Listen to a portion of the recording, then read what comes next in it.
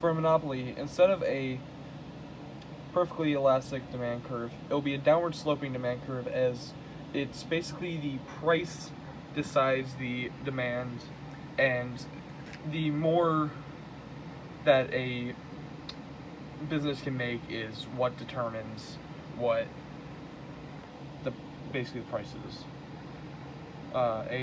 The dead loss weight is basically where people will want to buy more products, but the issue is that the marginal revenue doesn't cover the costs for each unit made, where this is now called a dead weight loss.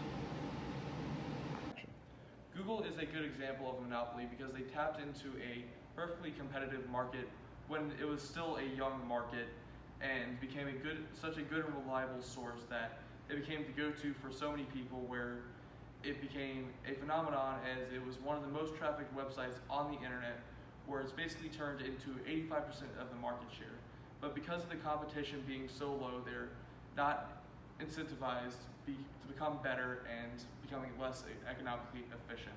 But they have been diversifying themselves into more advanced technology, as AI, as data mining. So basically it's become a verb to go Google it, to go find the answers on Google, to Google whatever you need to search for. And at this point, Google is everywhere.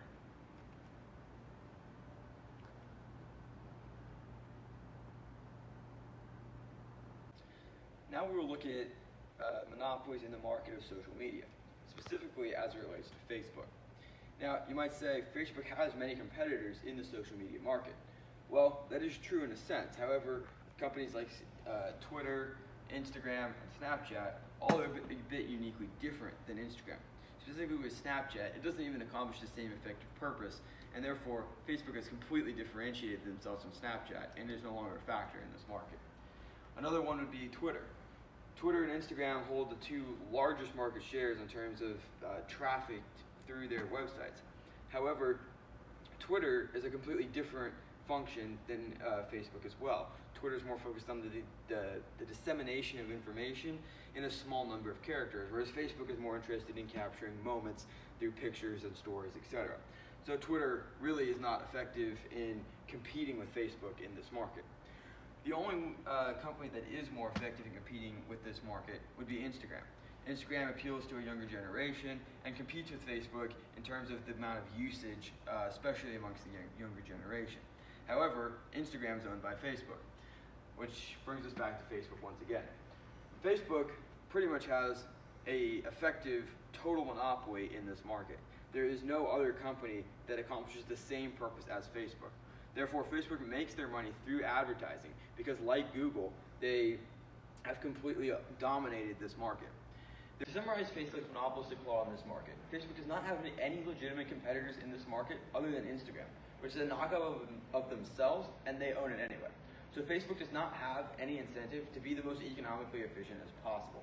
However, with that said, Facebook has continued to differentiate themselves into new technological services, such as Facebook Live, to stay ahead of the technological curve. This will allow them to maintain their hold on this market of social media and be able to advertise at their highest margins. Now we will look at a perfectly competitive market. The key to this market is that the sellers are all producing identical products. As you can see, this green line, the green curve, is the demand curve, and that is a perfectly elastic demand curve. What we are trying to find here is the economic profit, which at this point right here is the point at which marginal cost and the demand intersect. That means that everything below this point would equal total revenue to the left of this horizontal line. To find the economic profit, we consider the average total cost, which is how we create this horizontal line, which means that everything in this smaller rectangle right here is the economic profit in a perfectly competitive market. Another example of a perfectly competitive market is the farming industry. It's a perfectly competitive market because the industry sells homogeneous products that are effectively the same. It is also a perfectly competitive market because there are many buyers and sellers. Now we look at the perfectly competitive market of online video streaming. For 2019, this is a perfect example. This is a new niche in the market. At first, companies like Netflix differentiated themselves from companies like Blockbuster and Redbox and created a new market in which they had a monopoly for a period of time. However, because the cost to enter this market is very low, create a low barrier cost, now this has been knocked off by multiple companies. For example, Hulu has become the next largest now, and they've even differentiated themselves into live TV streaming, etc. But they perform the exact same function as Netflix. Most recently, the new release of Apple has now created an Apple TV streaming service as well, and you now have the newest one coming from Disney. That doesn't even begin to explain all the ones, such as Amazon Prime, HBO Now, etc., etc., etc. This could go on and on and on, because none of these companies are able to differentiate themselves at the end of the day, because they're all offering the exact same product. This creates a perfectly competitive market, driving down the cost for consumers.